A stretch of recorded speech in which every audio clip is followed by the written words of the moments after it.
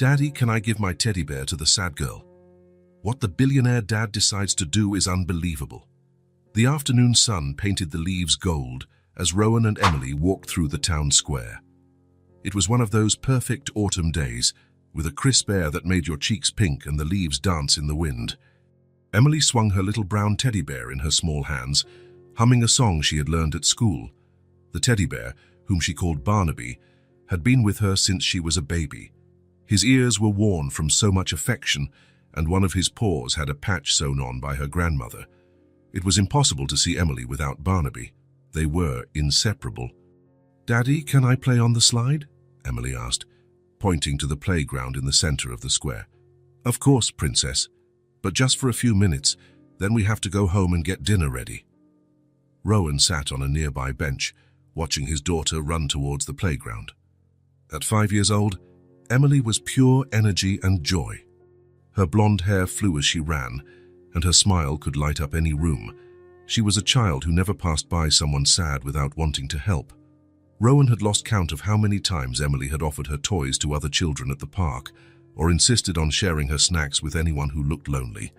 Her natural kindness always surprised people, who would comment on how rare it was to see such a young child with so much empathy. On that particular day, Emily seemed especially attuned to the world around her.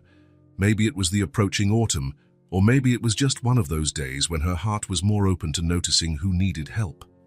As Emily climbed the stairs to the slide, something caught her attention. On the other side of the square, near a large tree, was a small figure huddled on the ground. Emily stopped at the top of the slide, completely forgetting about playing. It was a girl about her age, sitting alone with her arms wrapped around her legs. She wore dirty clothes that were far too big for her thin frame. Her dark hair was messy and fell over her face. She looked very sad and lost. Emily's heart ached in a way she couldn't explain. She knew that feeling of sadness. She had felt it before, especially when she had nightmares or got hurt playing. But she had never been alone when it happened. She always had her daddy or Barnaby or her grandma, or someone to comfort her and make the sadness go away. That girl seemed to have no one, and that made Emily feel a very strong urge to help. She ran down the slide and went to Rowan. "Daddy," she called, pulling on his shirt sleeve. "And there's a girl over there who looks really sad." Rowan looked in the direction Emily was pointing, his brow furrowed with concern when he saw the child alone. It was getting too late for such a young child to be alone in the square.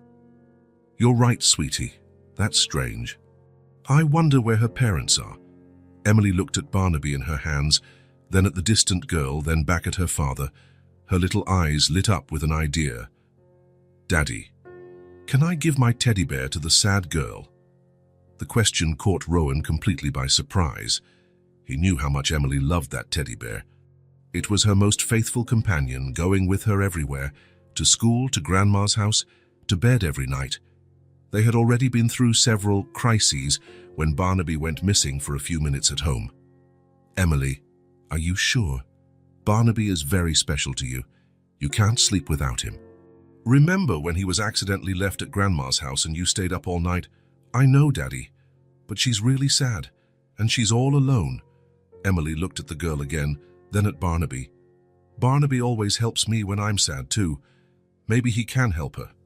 I think she needs him more than I do right now."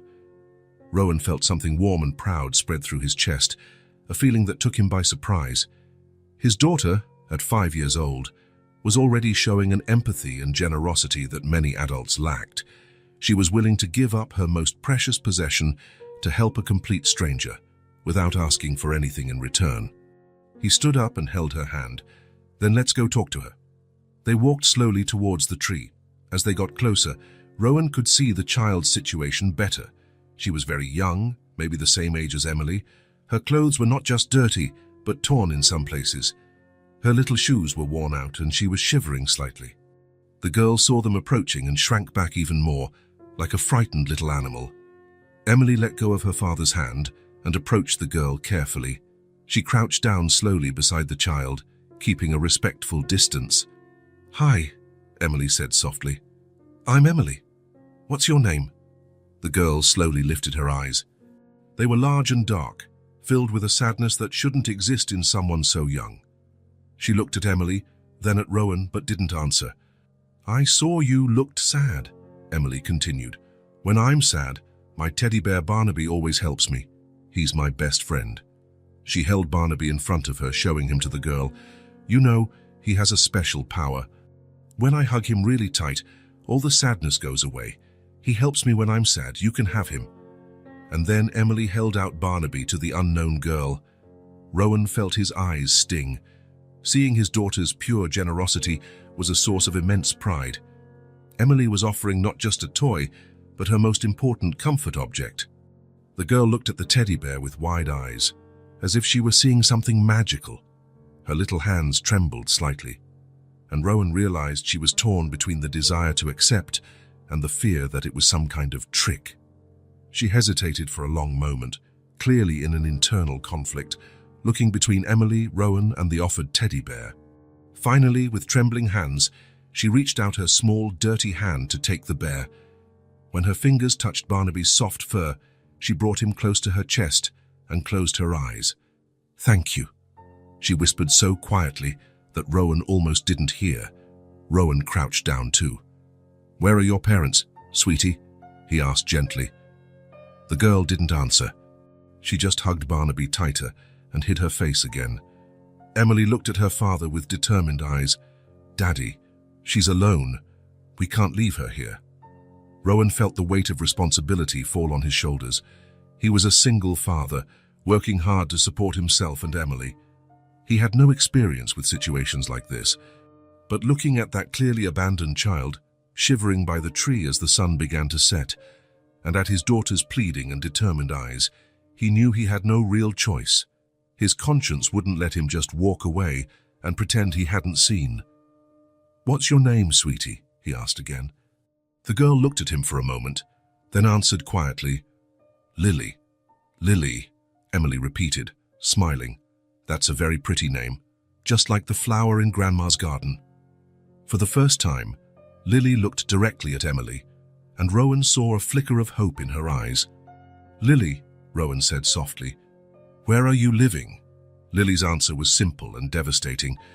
"Here." Rowan felt his heart clench. "Here in the square." Lily nodded slightly. Rowan looked around. The sun was already setting, and it would soon be dark. The temperature would drop during the night. There was no way he could leave a child alone there. "Emily, go," he said. "Do you think Lily would like to have dinner with us tonight?" Emily's eyes lit up. "Of course. We're having mac and cheese. Do you like mac and cheese, Lily?" Lily looked between the father and daughter with an expression of total confusion, as if she couldn't process that someone was inviting her to something good. As if kindness were too strange a concept to comprehend, something she had forgotten existed. "It's just for tonight," Rowan added. "Tomorrow we'll figure out what to do, okay? But tonight, you don't have to stay here alone." Lily hesitated for a long moment. Rowan could see the conflict in her small eyes, the desire to accept fighting against fear and mistrust. Finally, she gave an almost imperceptible nod. "Great!" Emily clapped her hands. "You'll see, our house is super cool. It has a garden with flowers and dolls, and you can sleep in a warm bed." Rowan picked Emily up and held out his hand to Lily, but she stood up on her own, keeping her distance but agreeing to follow them. The walk home was an interesting mix of sounds and silences. Emily chattered non-stop about her toys, about school, about the flowers in the garden, and about everything Lily might like at the house. Her voice was like a cheerful river, flowing without obstacles, filling the silence with hope and expectation. Lily walked a few steps behind, clutching Barnaby to her chest as if he were her protective shield against a world that had already caused her so much pain. Rowan couldn't stop thinking about what he had gotten himself into. How would he take care of two children? What if Lily had health problems? What if someone came looking for her? But then he would look at Emily, who turned to give encouraging smiles to Lily, and at the lost girl holding the teddy bear like a treasure. He might not have all the answers, but he knew he couldn't have done anything different. They arrived at the house, a simple but cozy building, with a garden in the front and a small porch. Rowan opened the door, and Emily ran inside. "Lily, this is our house," she announced proudly. Lily stopped at the entrance, looking at everything with wide eyes. It was clear it had been a long time since she had been inside a real house. "You can come in," Rowan said softly. "You're safe here." Lily took a hesitant step inside, still clutching Barnaby. The house was cozy and clean, with simple but comfortable furniture. There were drawings by Emily stuck to the refrigerator, books stacked on a low table, and the faint scent of flowers from the garden. "You must be tired," Rowan said. "How about you take a bath while I make dinner? Emily can lend you some clean clothes." Lily looked down at her own dirty clothes and nodded shyly. Emily took Lily's hand, which she didn't refuse, to Rowan's surprise, and led her to the bathroom. "I'll get you a really fluffy towel and a pair of pajamas that I really like." An hour later, the two girls came downstairs. Emily was beaming, and Lily. Rowan almost didn't recognize her. Clean, with her hair combed and wearing a pair of Emily's pink pajamas, she looked even smaller, but also more like a child. "Lily looks beautiful, doesn't she, Daddy?" Emily said, proud. "Yes, she does," Rowan agreed. "Now, let's have dinner." They sat at the kitchen table. Rowan served mac and cheese for everyone, but he noticed that Lily only ate small forkfuls, chewing slowly, as if she wasn't used to hot food. "Lily, do you like cartoons?" Emily asked. Lily shrugged. "I've never really watched them." "Never really watched them?" Emily was shocked. "We can watch one after dinner." "Daddy, can we?" "Of course," Rowan replied, watching the two of them. The difference between them was stark. Emily, talkative and full of energy, and Lily, quiet and cautious. After dinner, they settled on the couch. Emily chose a cartoon about talking animals, and Rowan noticed that Lily seemed interested, though she remained stiff, as if she didn't know how to relax. When it was time for bed, Rowan showed Lily to the guest room, a small but cozy room, with a simple bed and clean blankets. "Are you sure you don't want to sleep in my room?" Emily offered. "We could have a slumber party." Lily looked at the bed, then at Emily. "This is fine," she said quietly. But Rowan noticed her eyes sparkled when she saw the made-up bed.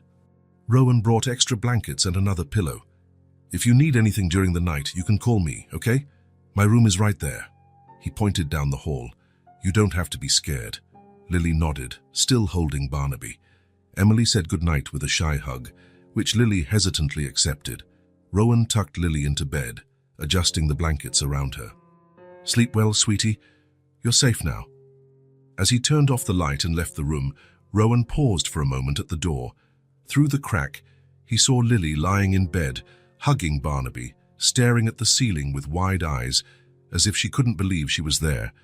For the first time in a long time, maybe months, Lily was going to sleep in a warm bed, with clean blankets, in a safe place. Rowan felt a mix of sadness for the girl's situation and relief that he could offer, at least for one night, the comfort every child deserved. In his own room, Rowan took a long time to fall asleep. He kept thinking about what he would do in the morning, the calls he would have to make, the complications that would surely come. But every time anxiety took over, he remembered Lily's eyes when Emily offered her Barnaby, and the look of gratitude when she whispered, "Thank you." Some decisions in life have no logical explanation. Sometimes you just do what your heart tells you is right. From the next room, there was no sound. Lily had finally fallen asleep, for the first time in a long time, in a warm, safe bed. Her small fingers still held Barnaby against her chest, and Rowan knew that Teddy Bear represented much more than a simple toy. It was a symbol that someone cared about her. And that, for now, was all that mattered. A child was safe, warm, and for the first time in a long time, not alone. The house was shrouded in the silence of the early morning when Emily was awakened by a low, anguished sound. At first, still sleepy, she thought it might be the wind hitting the window or maybe one of the neighbors' cats. But as she became more awake, she realized it was something different.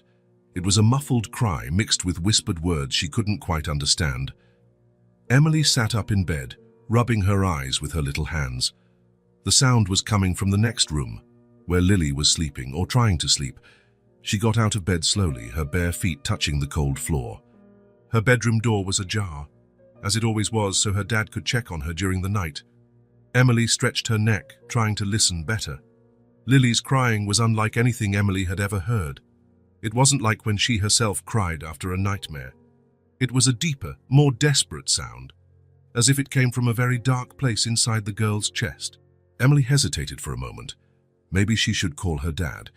He always knew what to do when she was scared or sad. But something inside her said that Lily might need something different right now.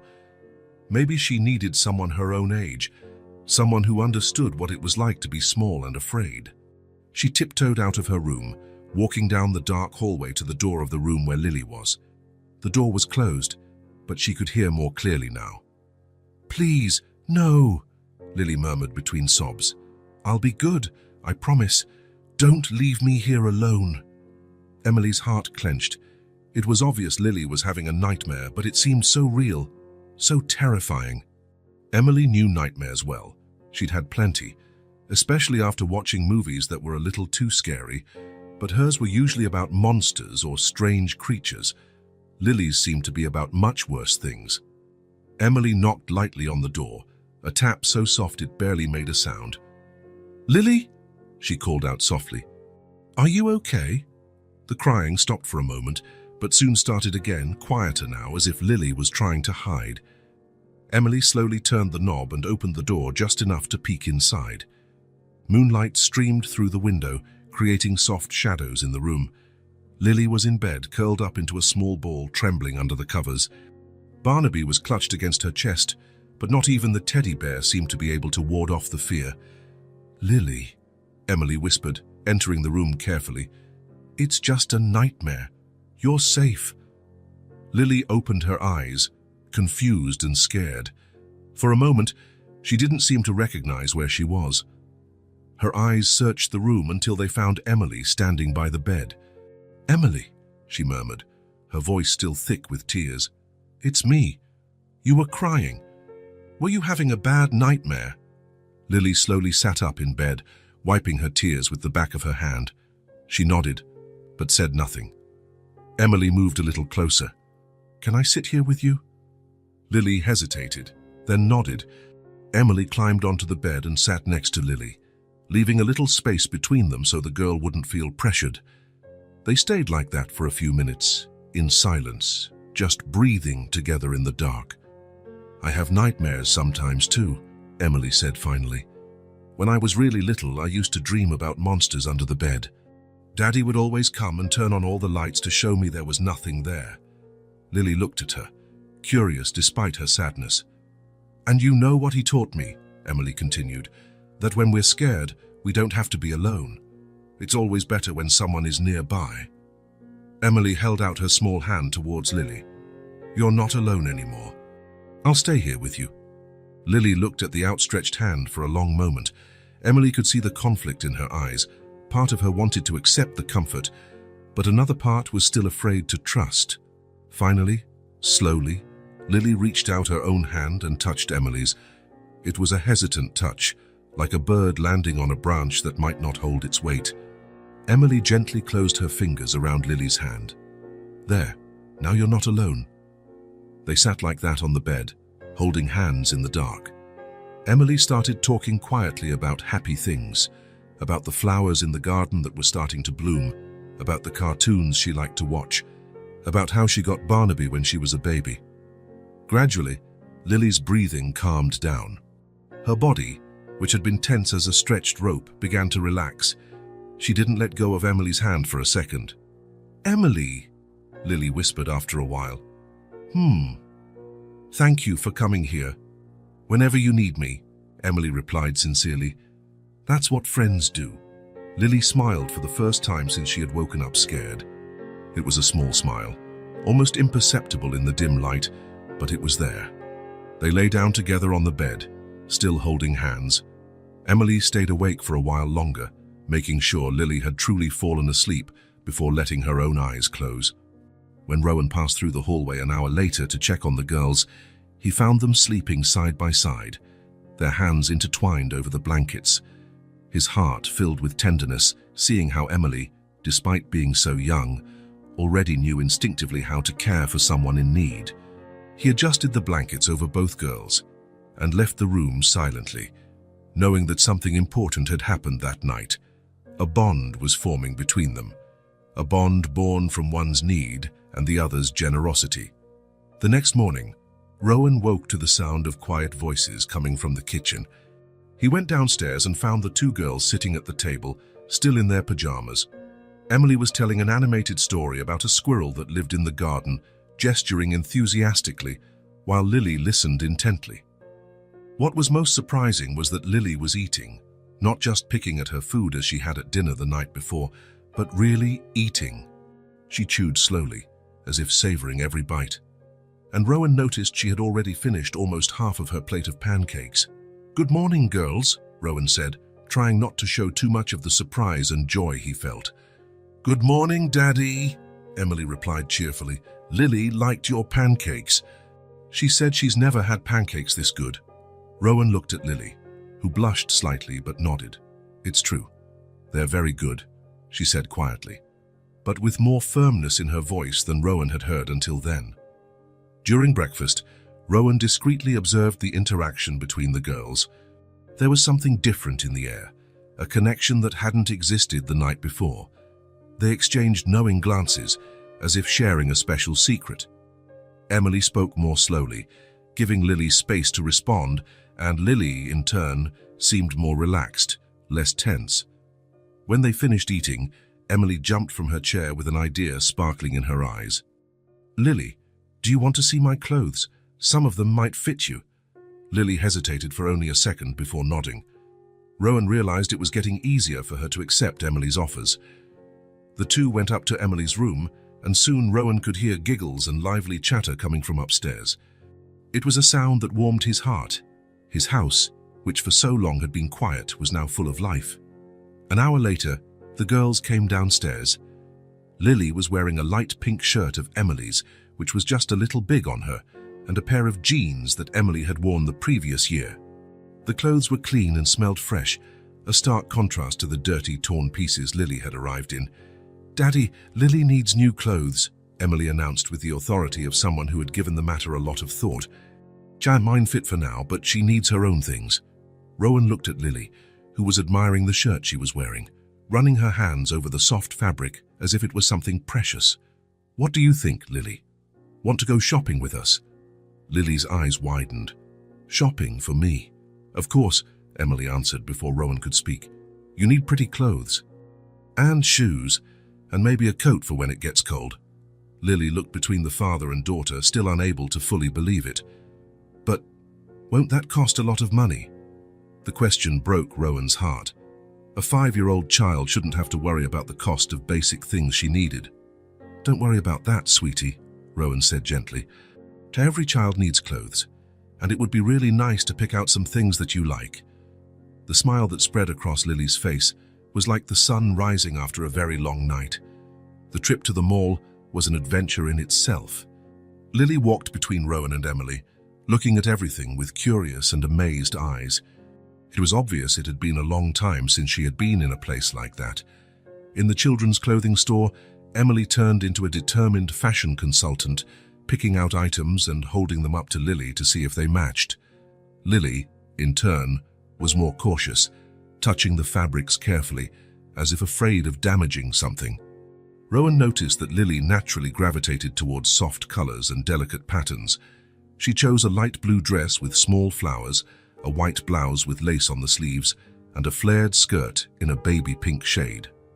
All the pieces she selected had something in common. They were soft, feminine, as if she were trying to reclaim a childhood that had been cut short too soon. "This one is perfect," Emily exclaimed when Lily tried on the floral dress. "You look like a princess." Lily looked at herself in the mirror and smiled, a genuine smile that completely transformed her face. "I like the flowers," she said quietly. "They suit you," Rowan commented, and saw the blush rise on Lily's cheeks at the compliment. They also bought a pair of white flats, colorful socks with animal designs, Emily's choice was which Lily accepted with a giggle, and a light yellow knitted cardigan. On the way back home, the girls were in the back seat talking about the new clothes. Rowan listened to their conversation, happy to see Lily becoming more and more at ease. My dad is the best dad in the world, Emily said suddenly, in the middle of a sentence about the new shoes. He always takes care of me and buys me the things I need. And now he's taking care of you too. Rowan saw in the rearview mirror how Lily's smile slowly faded. She looked down and was quiet for a moment. So I never knew my dad, she said finally, her voice growing smaller. My stepdad didn't care about me. He always said I was a problem. I don't know what it's like to have a dad. The words came out simple and direct, but they were heavy with a deep pain. Rowan felt as if someone had squeezed his heart tightly. In the seat next to her, Emily fell silent, clearly processing what she had heard. Rowan looked in the rearview mirror and saw Lily huddled in the corner of the seat, hugging the bags with the new clothes as if they were a shield. He wanted to say something, to offer words of comfort, but he knew that in that moment, respectful silence was more appropriate. Emily, with the simple wisdom that children sometimes possess, reached out and touched Lily's arm. Now you have Daddy too, she said quietly. He takes care of me, and now he's taking care of you. Maybe that's what having a dad is like. Lily looked at Emily, then at Rowan through the rearview mirror. Her eyes were bright, but she didn't cry. Instead, she nodded slightly, as if she were storing those words in her heart to think about later. Rowan drove the rest of the way in silence, but his mind was racing. The few words Lily had said revealed so much about her past life, and none of it was good. A 5-year-old child who had never known her father, who had been rejected by her stepfather, who had learned to see herself as a problem. When they got home, Lily ran to her room to put away her new clothes. Rowan followed her and found her organizing each piece with extreme care, folding and refolding them as if they were precious treasures. "Did you enjoy the shopping trip?" he asked, sitting on the edge of the bed. Lily nodded enthusiastically. "I've never had such beautiful clothes. Thank you." "You deserve beautiful things, Lily. Every child does." She looked at him with those big, serious eyes. "Why are you being so nice to me?" The question was so direct, so devoid of artifice, that Rowan had to think for a moment before answering. "Because you're a special child who deserves care and affection, and because—" He hesitated, then decided to be honest. "Because when I look at you, I see someone who needs a family. And we have room in our family for one more person." Lily watched him for a long moment, as if trying to decide if she could believe those words. "Even if I'm not your real daughter. Family isn't just about blood, sweetie. It's about taking care of each other, about being there when someone needs you. And you're already part of our family." For the first time since they had found her in the square, Lily smiled a big, genuine smile, and in that moment, Rowan knew that something fundamental had changed. It was no longer just a temporary situation, no longer just a lost child they were helping. Lily had found her place. And they had found in her a daughter they didn't even know they were looking for. That night, when Rowan went through the rooms to say goodnight, he found the two girls talking quietly through the wall that separated their rooms. Their voices were like a comforting whisper in the darkness of the house. A silent bond had formed between them, born from the shared nightmare and the hand extended in the early morning. And Rowan knew that this bond, as delicate as it was, would be the foundation of something much stronger and more lasting. The afternoon was especially calm that Sunday. The sun streamed through the living room window in golden rays, creating a cozy atmosphere that invited laziness and quiet conversations. Rowan was in the kitchen preparing a snack for the girls, while Emily and Lily played with dolls on the living room rug. It was the kind of moment that had become common in the house in recent days, moments of domestic peace that Rowan had never imagined could be so comforting. The sound of the girls' voices mixed with the soft clatter of dishes being washed, creating a homely symphony that warmed the heart. Emily was dressing her favorite doll in a little blue dress, explaining to Lily that this was Lila's party dress. Lily held a smaller doll, running her little fingers through the plastic blonde hair with an almost reverent gentleness. "My doll's name is Clara," Lily said quietly, as if sharing a precious secret. "She's very pretty." "She is," Emily agreed enthusiastically. "Her hair is just like the princess from the movie we watched yesterday. Do you remember the princess?" Lily nodded, a small smile playing on her lips. She was becoming more comfortable every day, more willing to participate in games and conversations. But Emily noticed that there were still moments when she became distant, as if her mind traveled to places that made her sad. At that moment, as she combed the doll's hair, Lily seemed to be in exactly one of those places. "Emily," she said suddenly, her voice becoming lower, more serious, "can I tell you something?" Emily stopped dressing her doll and looked directly at Lily. There was something in her friend's tone that made her understand this was important. "Of course you can. You can tell me anything." Lily placed the doll in her lap and hugged it to her chest, as if she needed courage to continue. Her dark eyes became distant, as if they were seeing things Emily couldn't see. "Before I came to live here," Lily began slowly, "I lived with my mum. She was very beautiful and always smelled like flowers. She would tell me stories before bed and make pancakes on Sundays." Emily sat closer, sensing that this conversation was different from all the others they had had. "She sounds like she was a really nice mom," Emily said softly. "She was," Lily agreed, and her voice was already getting choked up. But then she started to get sick. She spent a lot of time in bed, and sometimes she coughed a lot. I tried to take care of her. I brought her water and made burnt toast. Rowan, who was drying a plate in the kitchen, froze with his hands in the air. Lily's voice reached him clearly, and he felt his chest tighten imagining such a small child trying to care for a sick mother. "And then?" Emily asked, though her voice was now quieter too, as if she understood the story wouldn't have a happy ending. Lily took a deep breath, as if gathering strength to continue. "My mom got sick and died," she said all at once, the words coming out fast as if it were easier that way. "One day she went to sleep and never woke up. I stayed with her for a long time, waiting, but she wouldn't wake up." The plate slipped from Rowan's hands and almost hit the floor. He caught it at the last second, but his heart was racing. The image of a 5-year-old child trying to wake her dead mother was more than he could bear. Emily also became very quiet, her eyes filling with tears she didn't fully understand. "That must have been very scary," she whispered. "It was," Lily agreed, and now tears began to stream down her cheeks. "After that, my stepdad left. He said he didn't want to be with me anymore, that I was a problem and he didn't know how to take care of a kid. He took all the important things and left me alone in the house." Rowan felt anger rise in his throat. What kind of person abandons a child who has just lost her mother? What kind of man leaves a 5-year-old little girl alone in the world? "But how did you survive?" Emily asked, her own voice now trembling. "At first I stayed in the house, eating what was in the fridge. But then the food ran out and people came to take the furniture away. They said I couldn't stay there anymore." Lily wiped her nose with the back of her hand. "So I left and slept on the streets. Sometimes people gave me food, but most just walked past me like I was invisible." Rowan's heart was broken into 1,000 pieces. He had to lean on the kitchen counter to keep his balance. The thought of Lily, so small and fragile, wandering the streets alone, starving, sleeping in the cold. It was unbearable. "How long were you on the street?" Emily asked, and Rowan realized his daughter was trying to be brave, but was also frightened by the story. "I don't know, a long time. The days turned into nights and the nights turned into days. It was cold and I was hungry and—" Lily stopped, sobbing. "I thought nobody would ever want me. I thought I would be alone forever, that maybe it would be better if I disappeared too, just like my mom." That last sentence was like a punch to Rowan's gut.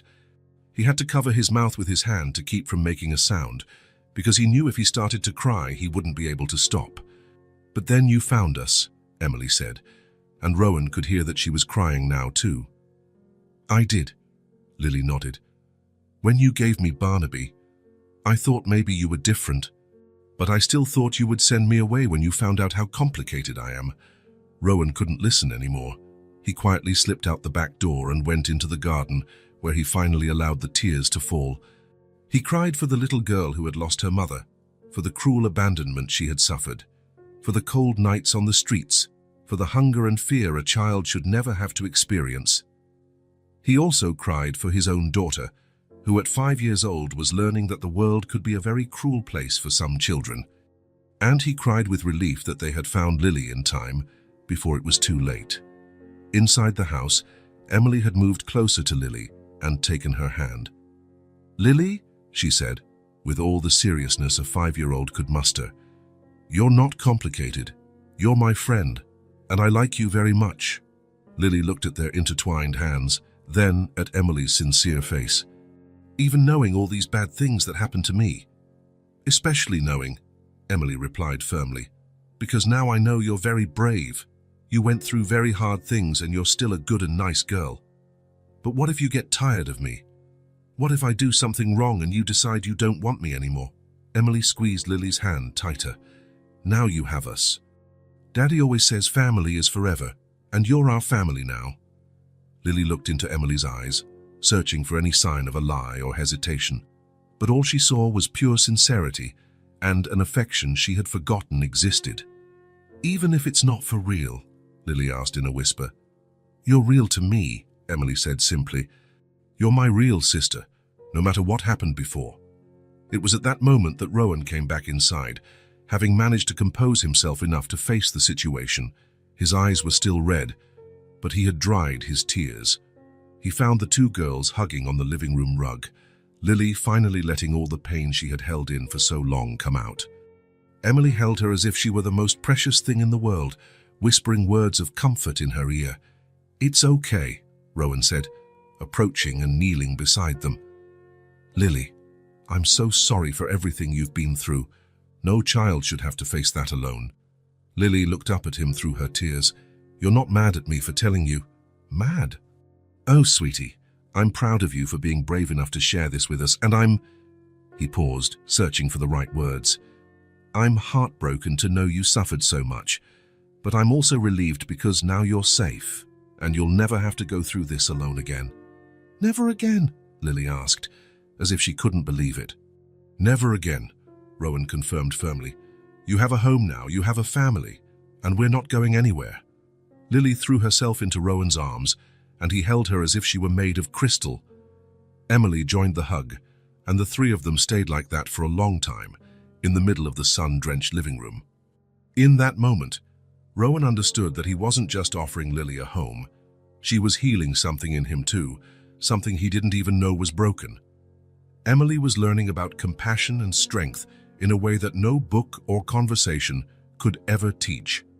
And Lily, finally, was learning that it was possible to be loved unconditionally, that there were people in the world willing to care for her not because they had to, but because they wanted to. Lily's broken heart began, on that day, to mend. And 3 people who met by chance discovered that sometimes the strongest families are the ones that are chosen, not born. In the days that followed Lily's confession, something fundamental changed in the household dynamic. It was as if, by sharing her deepest pain, Lily had finally managed to make room inside herself for other emotions. And the first of these emotions to blossom was something Rowan and Emily didn't expect to see so soon: genuine joy. It all started on Tuesday morning, when Rowan came down to the kitchen and found the 2 girls already awake, sitting on the living room floor with all of Emily's toys scattered around them. But what surprised him wasn't the organized mess. It was the sound coming from there. Lily was laughing. It wasn't the shy, restrained giggle she had given a few times in the past few days. It was a crystal-clear, spontaneous laugh that erupted from deep within her chest and spread through the house like music. Emily had built an unstable tower with colorful blocks, and when it collapsed in all directions, Lily found it the funniest thing in the world. "Again, again," Lily requested, clapping her hands, her eyes shining in a way Rowan had never seen before. Emily, radiant at having managed to elicit that reaction from her friend, immediately began to stack the blocks again, this time even more precariously, ensuring that the fall would be even more spectacular. Rowan leaned against the doorframe, watching the scene with a full heart.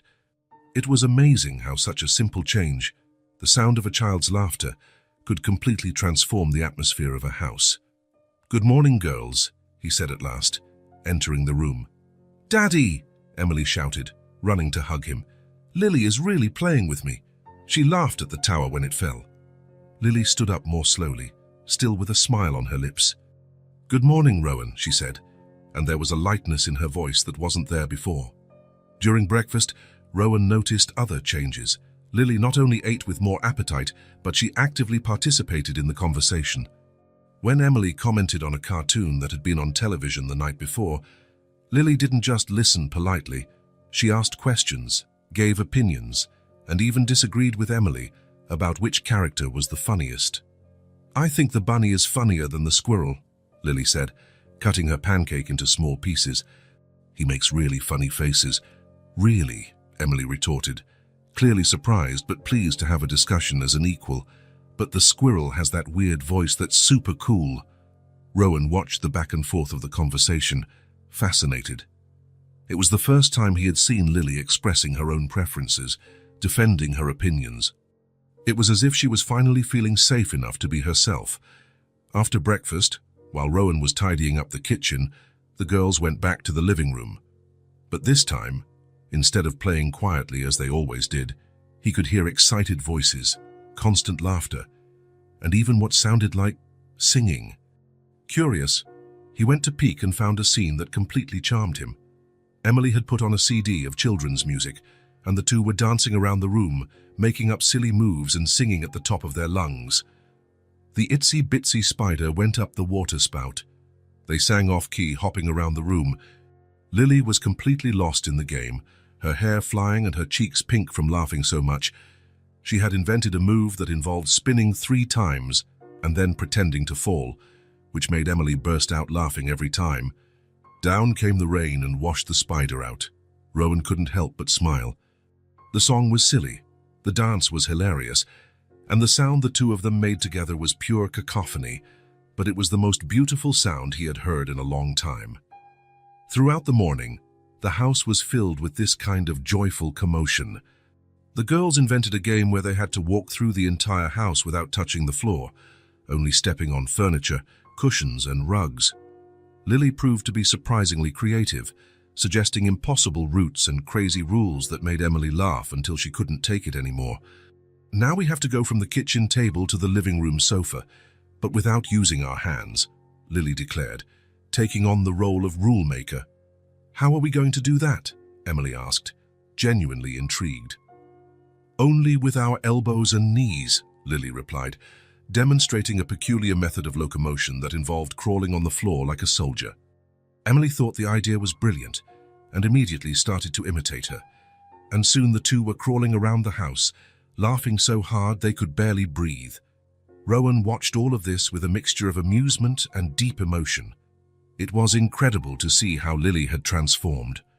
The shy, scared girl they had found in the square was giving way to a vibrant child, full of ideas and energy to play. At lunchtime, Lily ate with a real appetite for the first time since she had arrived. She not only finished her plate, but asked for a second helping, and even helped Emily invent a song about pasta that the two sang throughout the meal. "Fierce yummy pasta, pasta with cheese, pasta that I eat and gives me a kiss." "That doesn't even make sense," Emily laughed. "It doesn't have to make sense," Lily retorted. "It's just for fun." Rowan almost choked on his food. That response, full of light-heartedness and joy, was something he never expected to hear from Lily so soon. In the afternoon, the girls asked for paper and colored pencils to draw. Rowan set them up at the living room table, with all the art supplies spread out, and went to the kitchen to prepare a snack for them. But the concentrated silence lasted only a few minutes before being replaced by more laughter and animated conversation. "I'm going to draw us," Emily announced. "Try how will we look on the paper?" Lily asked, curious. "I'm going to draw us holding hands. That way everyone will know we're best friends." Rowan stopped cutting the fruit and paid attention to the conversation. "Do you think I'm your best friend?" Lily asked, and there was a vulnerability in her voice that made Rowan's heart ache. "Of course I do. Don't you think I'm your best friend too?" There was a pause, and Rowan could imagine Lily thinking about the answer. "I've never had a best friend before," she said finally. "I didn't know what it was like." "Oh, it's really cool," Emily explained with enthusiasm. "A best friend is when you really like someone and want to play with them every day, and tell them all your secrets and share all your things." "And do they stay with you even when you're sad?" Lily asked. "Especially when you're sad. That's what best friends do." Rowan heard the sound of colored pencils scratching on paper and imagined the two girls focused on their drawings. After a while, Emily called out, "Done! Look how it turned out." "Wow, that's beautiful," Lily exclaimed. "It's really us."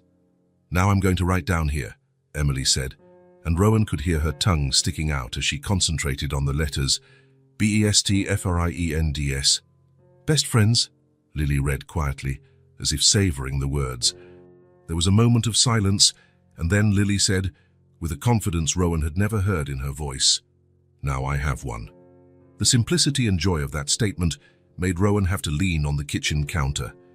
In just a few words, Lily had expressed a profound internal transformation.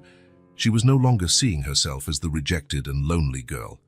She was seeing herself as someone who deserved love and friendship.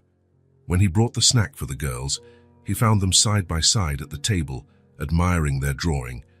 It was a typical work of art by 5-year-olds, two stick figures with flowing hair and smiles that took up half their faces, holding hands under a giant yellow sun. "What a beautiful drawing," Rowan praised sincerely. "Can I hang it on the fridge?" "You can," the two replied in unison, clearly proud of their creation. As Rowan fixed the drawing to the refrigerator with a colorful magnet, he heard the girls returning to their games in the living room. This time, they had invented a game that involved pretending they were princesses trapped in a castle who needed to escape using only cushions as bridges. "Watch out, Princess Lily! The dragon is coming!" Emily shouted dramatically. "Don't worry, Princess Emily, I have a magic sword," Lily replied, brandishing a ruler as if it were an enchanted weapon. The sound of pretend swords clashing, followed by victorious laughter, echoed through the house. Rowan sat at the kitchen table, just listening. The difference was extraordinary. Weeks before, his house was a place of respectful silences and quiet conversations. Now it was full of life, energy, joyful noise. Emily had always been a happy child, but Lily had brought a new dimension to her joy. Taking care of someone, being the big sister, even though they were the same age, had given Emily a sense of purpose that made her shine even brighter. And Lily was transforming into a completely different child.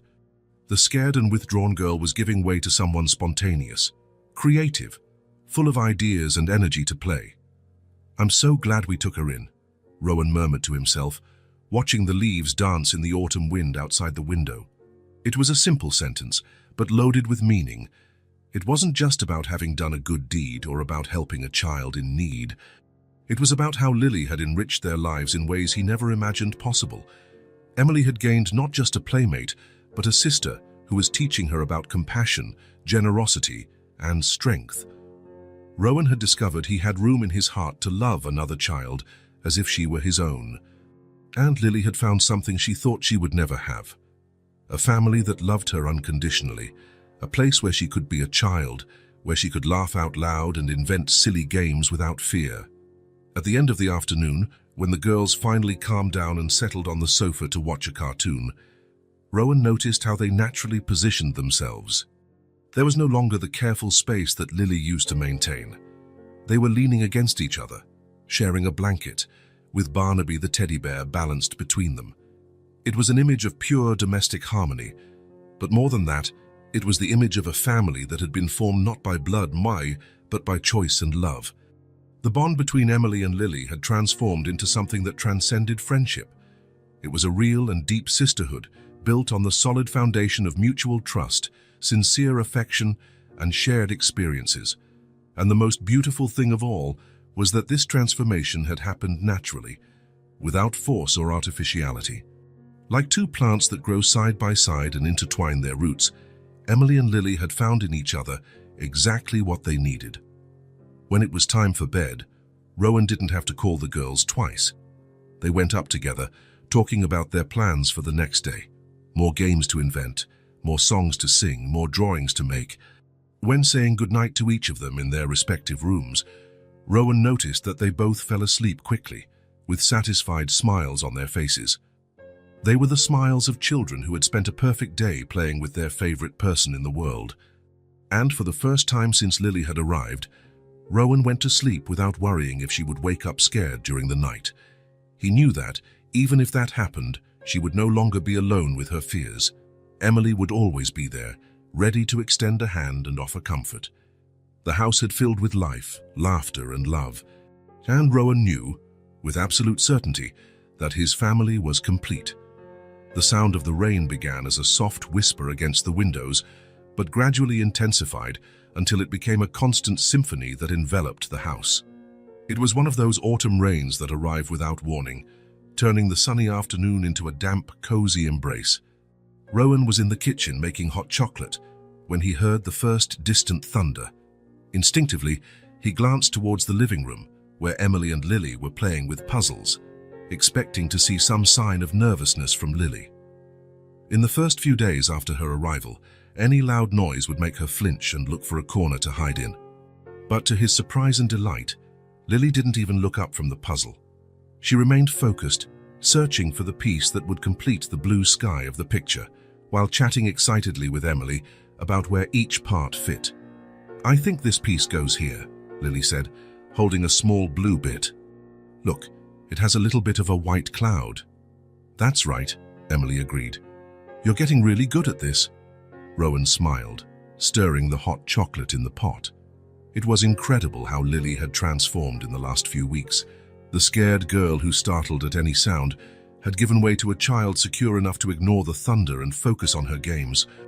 When he brought the steaming mugs to the living room, he found the two girls finishing the puzzle, proud of their achievement. "Done," Emily announced. "We made a whole castle. With princesses and everything," Lily added, pointing to the small, colorful figures in the image. "What beautiful work," Rowan praised, handing them the mugs. "So hot chocolate to celebrate." The girls received the drinks with radiant smiles. Lily blew gently on the chocolate, clearly savoring not just the taste, but the whole ritual, being warm inside while it rained outside, having someone who cared enough to make something special for her. "Rowan," Lily said after a careful sip, "can you read us a story tonight?" The question came out so naturally, so spontaneously, that Rowan needed a moment to process how much it represented. Lily was not only asking for something, she was assuming there would be a tonight together, that she would be part of the family's routine. "So yes, of course I can," he replied, trying to keep his voice casual despite the emotion he felt. "What kind of story do you want to hear?" "An adventure one," Emily said immediately. "Or one with princesses," Lily added shyly. Then, more bravely, "or one that has both." "Adventure and princesses," Rowan repeated, pretending to consider it seriously. "I think I know a few like that." The rain continued to fall throughout the afternoon, creating a perfect atmosphere for staying indoors. The girls organized their toys, then asked to watch a movie, and later helped Rowan prepare dinner, or at least tried to help, which resulted in more flour on the floor than in the cake batter. Lily participated in everything with genuine enthusiasm. She laughed when Emily sneezed flour on her own nose, offered ideas to improve the recipe, and even took the initiative to clean up the mess they had made. "Let me clean this up," she offered, grabbing a cloth before Rowan could. "We made the mess." It was a small but significant gesture. Lily wasn't just living in the house, she was taking ownership of it, taking on responsibilities, acting like a member of the family. After dinner, while Rowan finished cleaning the kitchen, the girls settled on the living room sofa. The rain had subsided to a gentle drizzle, but it still created a comforting background sound. "Rowan!" Emily called. "So can you come read the story now?" "I'm coming," he replied, drying his hands and grabbing one of the girls' favorite books from the shelf. When he got to the living room, he found a scene that warmed his heart. Emily and Lily had settled on the sofa, one on each side, leaving the middle spot clearly reserved for him. They had even prepared a blanket large enough for all three. "We saved this spot for you," Lily said, patting the empty space between them. Rowan sat down, and immediately the two girls snuggled up against him, one on each side. Lily hesitated for just a second before moving closer, as if she still wasn't completely used to casual physical contact, but soon relaxed against Rowan's arm. "What story did you choose?" he asked, opening the book. "The one about the princess who becomes a warrior," Emily said excitedly. "That's a good one," Lily agreed. "She's brave like us." Rowan began to read, using different voices for each character, as he always did for Emily. He noticed that Lily listened with full attention, her eyes fixed on the book, occasionally asking questions about the illustrations or making comments about the story. Why did she decide to become a warrior? Lily asked when they got to the part where the princess traded her dresses for armor. Because she wanted to protect the people she loved, Rowan explained. Sometimes we have to be brave to take care of our family. Lily nodded as if that made perfect sense to her. As the story progressed, Rowan felt the two girls relaxing more and more against him. The combination of the gentle rain, the warm atmosphere of the house, the calm voice of the reading, and the security of being together was creating an atmosphere of absolute peace. When they reached the end of the first story, Lily looked up with her eyes still bright with interest. "Can you read one more?" she asked, and there was a confidence in her voice that hadn't existed weeks before. "Of course," Rowan said, turning the pages to find another story. "How about this one about the dragon who learned to make friends?" "I like dragons," Lily murmured, snuggling closer to Rowan. "They're especially the nice ones," Rowan continued reading, his voice becoming softer and softer as he realized the girls were getting sleepy. Emily's eyes were already half closed, and Lily, despite still trying to pay attention to the story, was clearly fighting off sleep. The rain had stopped completely, but the silence that followed was even cozier. It was as if the whole world had quieted down so that this perfect moment could exist. When Rowan reached the end of the second story, he looked down and saw that Lily had finally given in to sleep. Her head was resting on his lap, her dark hair spread over his leg, her face completely relaxed and at peace. She was holding Barnaby against her chest, but not with the desperation of the first few days. Now he was just a comforting companion. Emily was also asleep, leaning against his arm, breathing softly. Rowan remained completely still, not wanting to break the magic of the moment. There he was, with two girls sleeping trustingly in his arms, feeling more complete than he had felt in years. "Maybe I need this more than I thought," he whispered to himself, looking alternately at each of the girls. The sentence came out spontaneously, but it carried a deep truth that he was just beginning to understand. It wasn't just that he was helping Lily. She was filling a void in his life that he didn't even know existed. Taking care of just Emily had always been enough, but having Lily there too had added a new dimension to his experience of fatherhood. Seeing Emily take care of someone, seeing her grow in compassion and responsibility, was being incredibly rewarding. And Lily had brought a unique perspective to his family. Her genuine gratitude for small kindnesses, her determination to help whenever possible, her contagious joy when she felt safe. All of this had enriched their lives in unexpected ways. Rowan stayed there for a few more minutes, simply absorbing the feeling of peace and completeness. But he knew he couldn't let the girls sleep on the sofa all night. Gently, he first carried Emily to her room, then went back for Lily. When he lifted her, she murmured something unintelligible, but didn't wake up, trusting completely in his safety. After tucking the girls into their respective beds, Rowan returned to the living room and sat on the sofa, where minutes before they were all together. The house was silent again, but it was a different silence than it used to be before Lily arrived. It was a full silence, charged with the loving presence of the two girls sleeping upstairs. It was in this moment of quiet reflection that Rowan made a decision that had been maturing in his heart for weeks. The next morning, after the girls had breakfast and went out to play in the garden, Rowan called them for a talk in the living room. There was something in his expression that made them both sit on the sofa with full attention. "Girls," he began, sitting in the armchair across from them, "I want to tell you something." Emily and Lily exchanged curious glances. "When I was little," Rowan said, looking directly at Lily, "I was left behind. I was in an orphanage." Lily's eyes widened. She didn't expect Rowan to have a story similar to hers. "That was a good place," Rowan continued, "but it wasn't a family. I always felt alone even though I was surrounded by other children, until a family took me in and everything changed. Just like what happened to me here," Lily whispered. "Exactly the same," Rowan confirmed. "And that's why, when Emily brought you home that day, I knew we had to take care of you. Because I remembered what it was like to need a family." Emily listened with full attention, beginning to understand that this conversation was important. Rowan leaned forward, his words becoming more direct and meaningful. "Lily, do you want to be part of our family? Can I adopt you?" The silence that followed was filled with emotion. Lily looked at Rowan, then at Emily, then back at Rowan, as if she couldn't believe what she had heard. "Adopt me," she repeated quietly. "Does that mean that I would be your real daughter?" "It would mean you would be my daughter. In every sense," Rowan confirmed.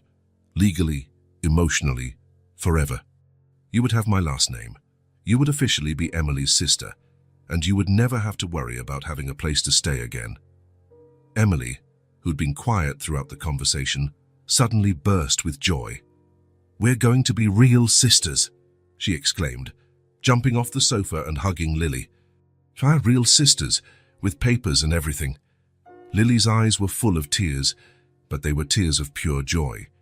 She looked at Rowan with an expression of disbelief and gratitude that he would never forget.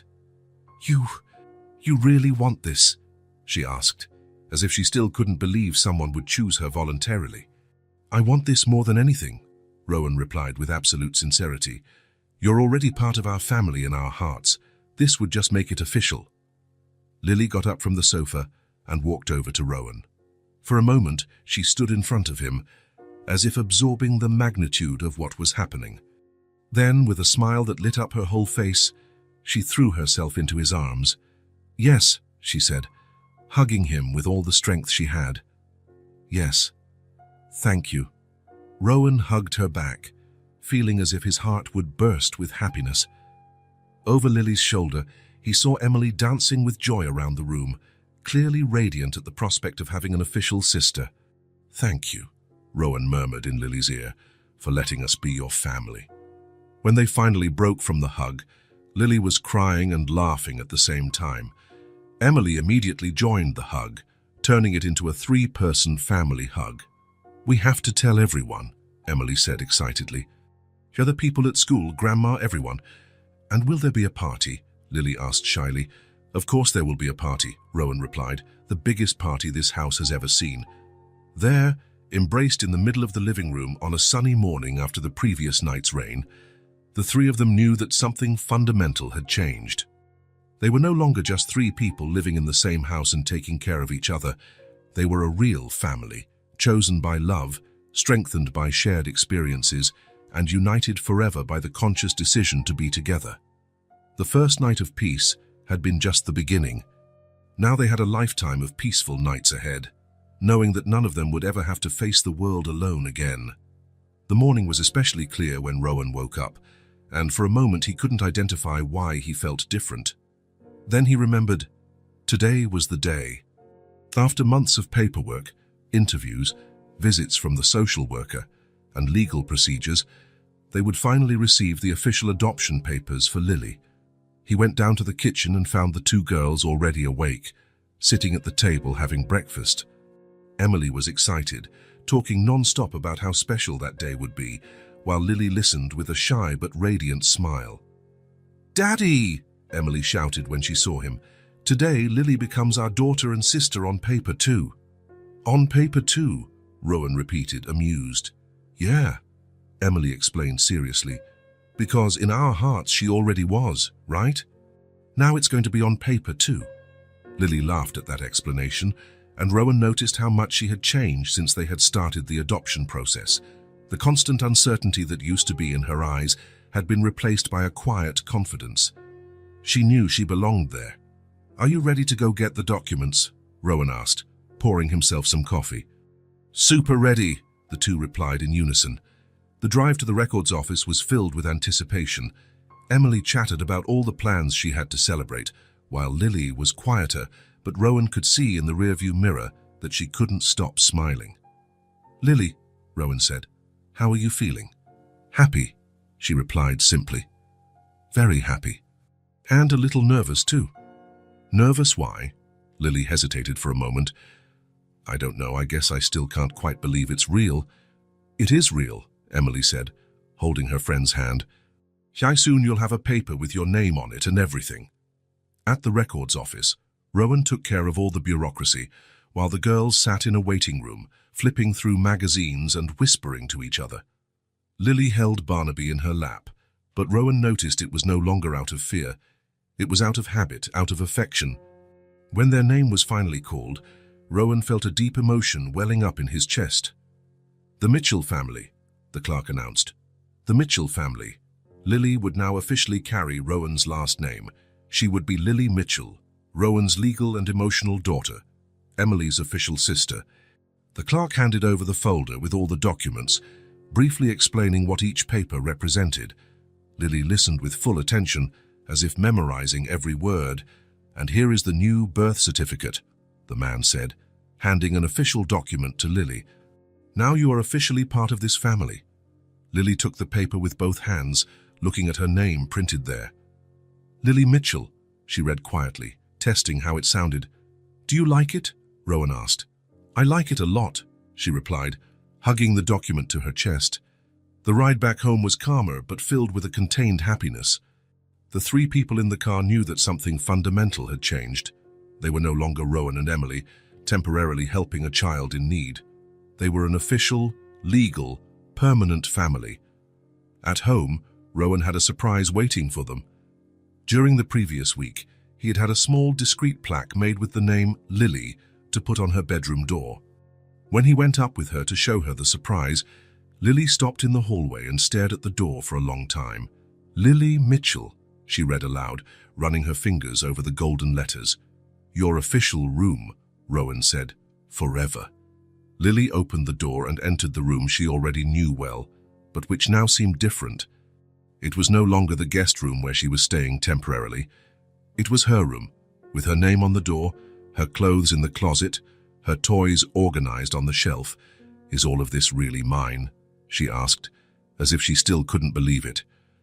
"All of this is yours," Rowan confirmed. "The clothes, the toys, the books, the bed, everything. And more importantly, you will never have to leave here again." Lily sat on the bed and looked around the room, absorbing the reality of finally having a space that was completely hers.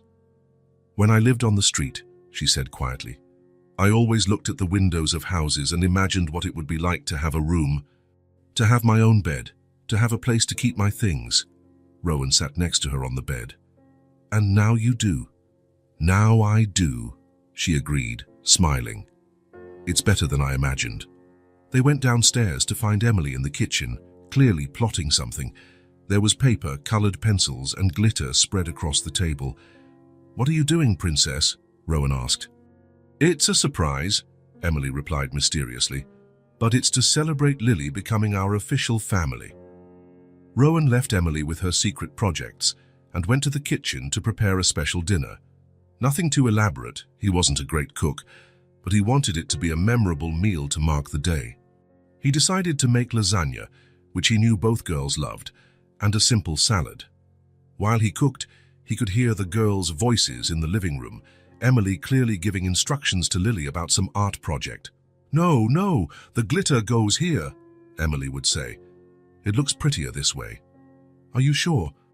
"I think it would look cool if," Lily would reply, and Rowan smiled hearing how comfortable she felt to disagree and give her own opinions. An hour later, Rowan called the girls for dinner. The table was set with their best dishes. They weren't anything fancy, but they were special to them. There were lit candles in the center of the table, creating a festive atmosphere. "Wow!" Lily exclaimed when she saw the set table. "It looks like a party." "It is a party," Rowan said. "A family party."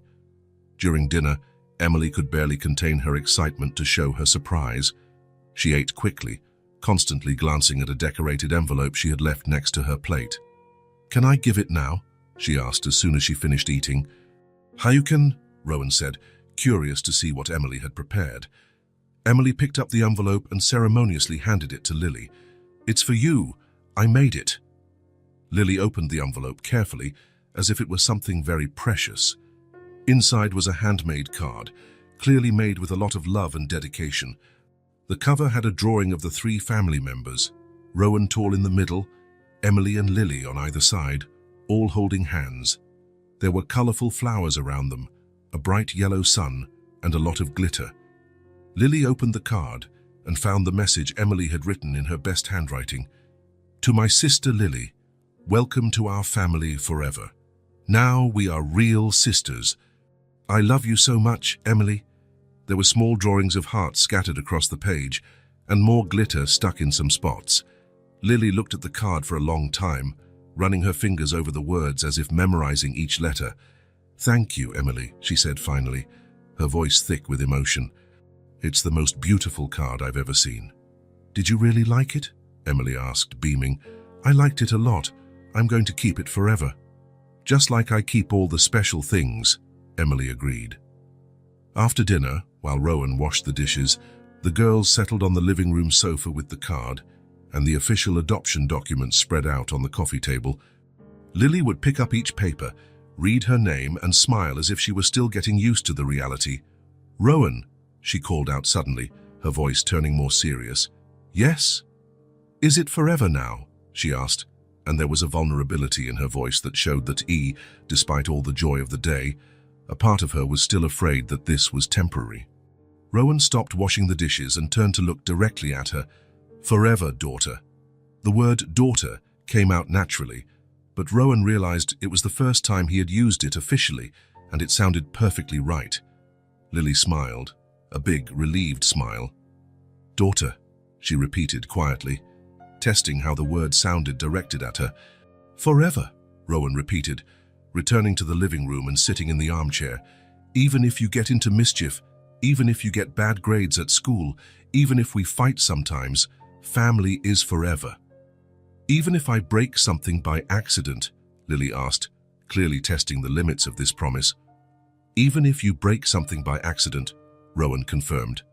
"So what if I break something on purpose?" Emily asked mischievously, joining the game. "Then you two will be grounded," Rowan replied, feigning seriousness. "But you'll still be my daughters." The girls laughed, and Lily visibly relaxed. The anxiety she still carried finally dissipated completely. "Rowan," Lily said after a few minutes of comfortable silence, "can I tell you something I've always wanted?" "Of course." Lily hesitated, as if gathering the courage to share something very important. "I've always wanted to go to school, like the other kids." The confession came out simply but was loaded with meaning. Rowan realized that this wasn't just about education.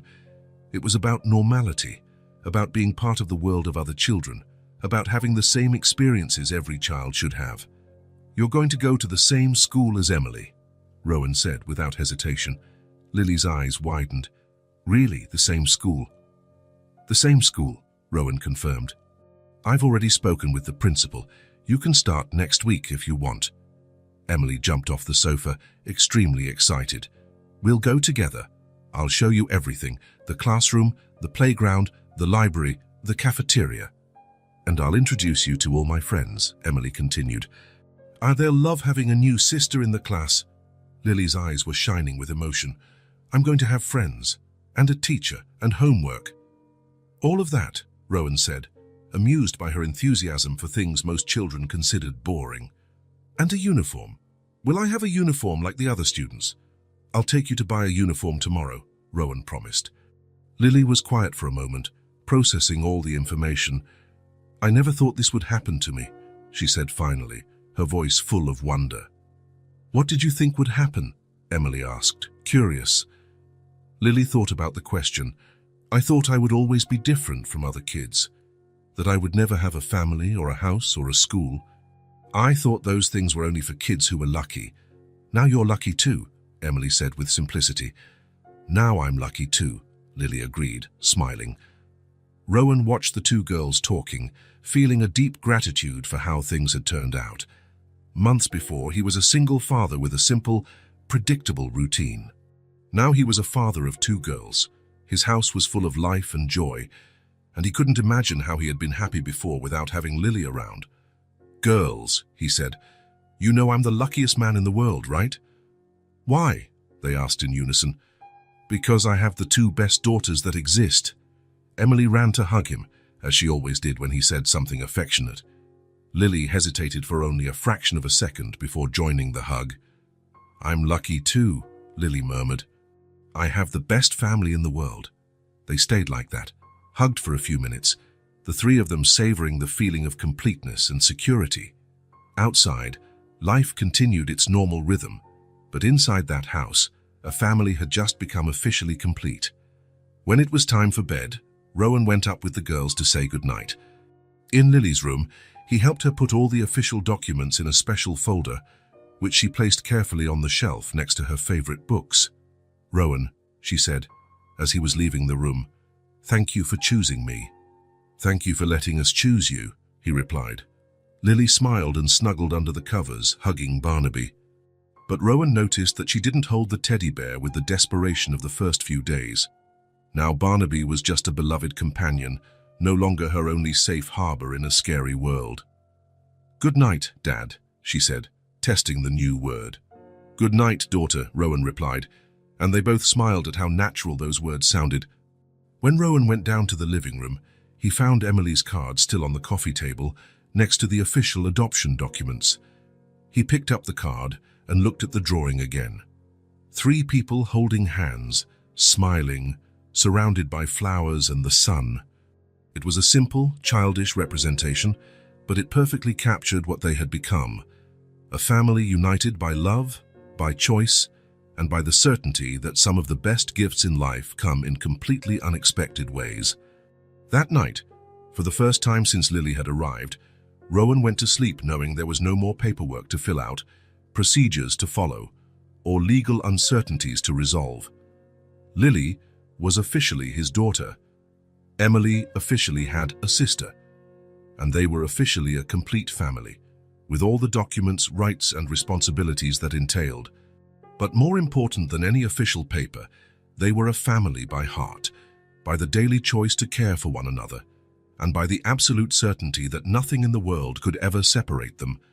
The house overflowed with joy. It was impossible to enter without being enveloped by the sound of laughter, echoing through the hallways, excited voices planning adventures, and the constant pitter-patter of small feet running from one side to the other. That Saturday morning, Rowan woke up to the sound of pans clanging in the kitchen. He went downstairs and found his 2 daughters trying to make pancakes. The result was a delicious catastrophe: flour scattered all over the counter, a burnt pancake on the stove, and both girls covered in batter from head to toe. "Surprise!" they shouted when they saw him. Lily held up a pancake that looked more like a map of an unknown continent. "This one looks like a heart," she said, proud. Rowan looked at the mess, at the lopsided pancakes, at the dirty but radiant girls, and felt his heart fill with happiness. "They are the most beautiful pancakes I've ever seen," he said sincerely. After lunch, the girls announced their special plans. "We're going to have a camp-out," Emily declared. "In the living room," Lily added. "Hires with sheets and pillows and everything." Rowan helped them drag all the sheets from the house into the living room. Emily directed the operation like a little architect, while Lily followed her instructions with enthusiasm. "The rope goes there, and the big sheet here," Emily instructed. Within an hour, they had transformed the living room into a cozy campsite. Sheets were strung between chairs and the sofa, creating a tent. The floor was lined with every pillow in the house. "Done," Lily announced. "Our secret clubhouse." The 2 of them crawled under the sheets, and Rowan could hear conspiratorial whispers, followed by muffled giggles. Throughout the afternoon, the secret clubhouse was the setting for various adventures: a castle, a spaceship, a school where Lily was the teacher. "Dragons are very smart and like to make friends," Lily explained in her teacher voice. "Professor Lily, what do dragons eat?" Emily asked formally. "They eat flowers and cookies, and ice cream on Sundays." The 2 of them would burst into laughter. When night fell, Rowan suggested they sleep in the camp-out. He brought extra blankets, fluffy pillows, and even allowed popcorn inside the tent. The 3 of them snuggled into the tight but cozy space, sharing stories until the girls started to yawn. "Time for sleep," Rowan said softly. It was then that Lily pulled a folded piece of paper from under her pillow. "Rowan," she said quietly, "I made something for you guys." She unfolded the paper, revealing a drawing made with colored pencils. 3 stick figures holding hands, a tall one in the middle, 2 smaller ones on the sides.